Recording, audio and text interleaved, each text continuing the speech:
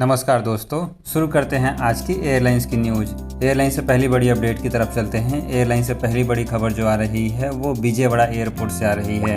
आपको बता दें कि विजयवाड़ा एयरपोर्ट से इस समय दुनिया के कई सारे देशों से अंतर्राष्ट्रीय उड़ानें चालू हो चुकी हैं।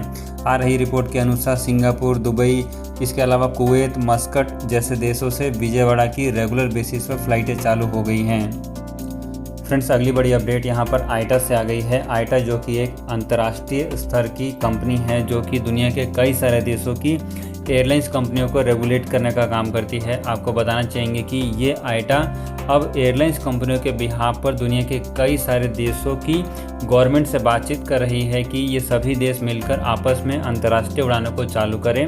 आपको बता दें कि इस समय दुनिया के कई सारे देशों में कोरोना वायरस कंट्रोल में है, लेकिन फिर भी ये देश अपने अंतर्राष्ट्रीय बॉर्डर को नहीं खोल रहे हैं और अपने यहाँ पर अंतर्राष्ट्रीय उड़ानों की अनुमति नहीं दे रहे हैं, जिस कारण से एयरलाइंस कंपनियों को काफ़ी ज़्यादा नुकसान हो रहा है। एयरलाइंस कंपनियों के इस नुकसान को देखते हुए ही आईटा जो है अब कई देशों के गवर्नमेंट से बात कर रही है कि ये सभी देश आपस में मिलकर अंतर्राष्ट्रीय उड़ानों को चालू कर सके। आगे बढ़ते हैं और अगली बड़ी अपडेट यहाँ पर यूएई की एयरलाइंस कंपनियों से ले लेते हैं। यूएई की एयरलाइंस कंपनियाँ जैसे कि एतिहाद, एमिरात, इसके अलावा फ्लाई दुबई, ये सभी एयरलाइंस कंपनियाँ पाकिस्तान के लिए अपनी उड़ानों को लिमिटेड तौर पर ही ऑपरेट करने वाली हैं 15 जून तक। आ रही रिपोर्ट के अनुसार पाकिस्तान की गवर्नमेंट ने अभी तक रेगुलर बेसिस पर अंतर्राष्ट्रीय उड़ानों की अनुमति नहीं दी है और केवल कुछ लिमिटेड फ़्लाइटों की ही अनुमति दे रखी है, जिस कारण से यूएई की एयरलाइंस कंपनियां अब लिमिटेड फ़्लाइटों को ही 15 जून तक ऑपरेट करेगी। इसके अलावा दोस्तों अगली बड़ी अपडेट एमिरात एयरलाइंस कंपनी से ले लेते हैं। एमिरात एयरलाइंस इस मुश्किल समय में भी दुनिया के सबसे बड़े एयरक्राफ्ट A380 को रेगुलर बेसिस पर ऑपरेट कर रही है। दुनिया के कई डेस्टिनेशन पर एमिरात एयरलाइंस A380 की उड़ानों को चालू कर चुकी है।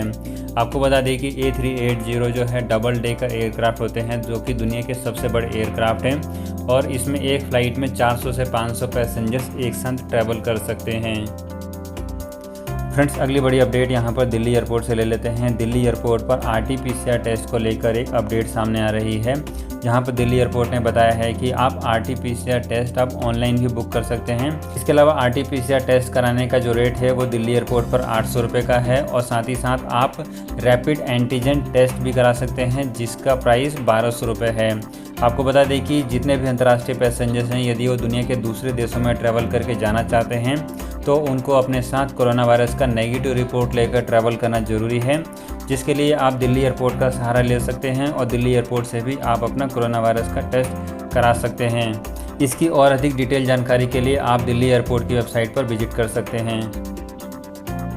इसके अलावा फ्रेंड्स, मुंबई एयरपोर्ट को लेकर भी एक डिटेल गाइडलाइन वाली वीडियो हमने अपने चैनल पर डाल दी है। आपको बता दें कि मुंबई एयरपोर्ट पर 1 जून से जो है नियम बदल गए हैं।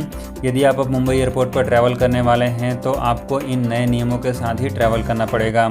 इसकी पूरी डिटेल वीडियो देखने के लिए आप ऊपर आई के बटन पर क्लिक करके देख सकते हैं या फिर आप हमारे चैनल के वीडियो सेक्शन में जाकर भी कल की वीडियो देख सकते हैं।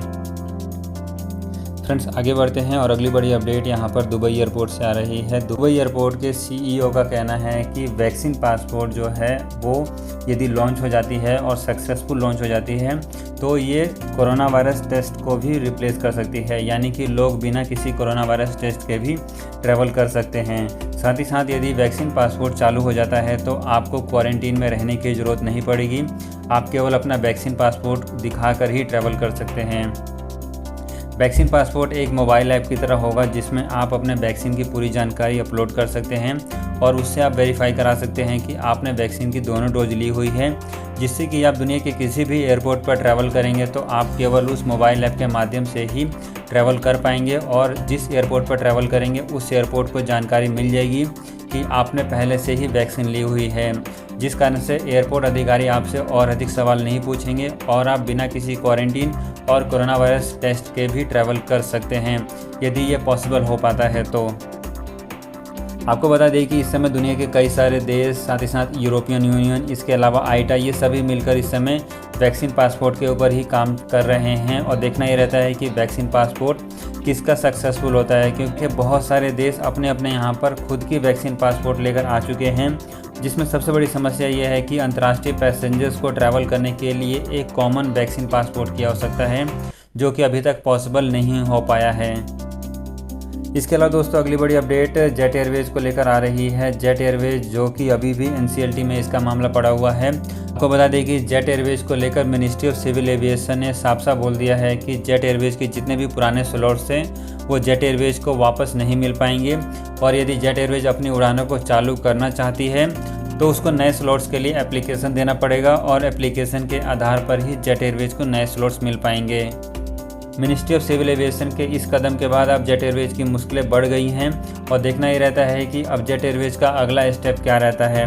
आपको बता दें कि जेट एयरवेज के लिए सबसे वैल्यूएशन चीज़ उसके स्लॉट्स थे, जो कि अब जेट एयरवेज को ही नहीं मिलने वाले।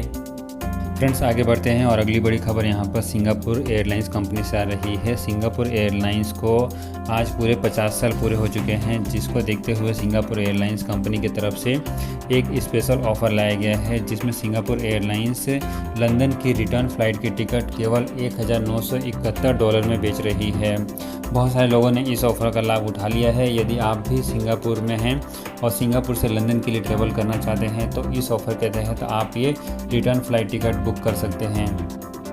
इसके अलावा फ्रेंड्स अगली बड़ी अपडेट यहाँ पर CAPA से आ रही है। CAPA की तरफ से एक रिपोर्ट जारी किया गया है, जिसमें ये बताया जा रहा है कि भारतीय एयरलाइंस कंपनियों को साल 2022 के फाइनेंशियल ईयर में टोटल $4.1 बिलियन का नुकसान हो सकता है।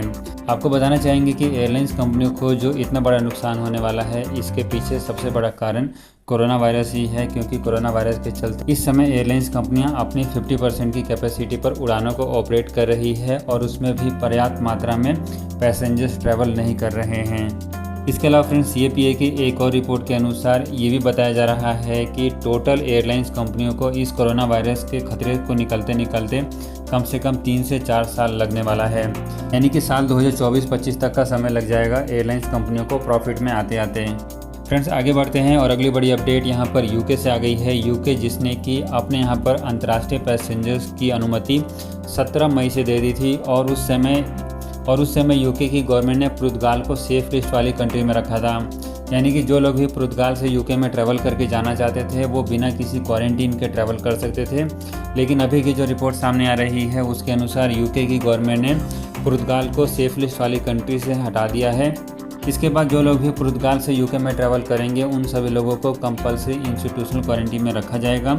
इसको देखते हुए एयरलाइंस कंपनियां जो है गवर्नमेंट के इस डिसीजन से काफ़ी ज़्यादा नाखुश हैं। उनका कहना है कि यदि गवर्नमेंट इस तरीके का नियम बदलती रहेगी तो आगे आने वाले समय में पैसेंजर्स कभी भी ट्रैवल नहीं कर पाएंगे, और एयरलाइंस कंपनियों को होने वाला नुकसान दिन प्रतिदिन बढ़ता रहेगा।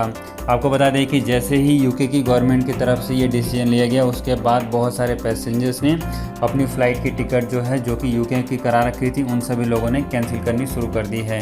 फ्रेंड्स आज की इन खबरों में फिलहाल इतना ही रखते हैं। उम्मीद है आपको वीडियो पसंद आई होगी। वीडियो यदि आपको अच्छी लगी है तो इसको लाइक ज़रूर करें, और चैनल को यदि आपने अभी तक सब्सक्राइब नहीं किया है प्लीज़ सब्सक्राइब कर लें, ताकि आपको ऐसी रेगुलर अपडेट समय पर मिलती रहे।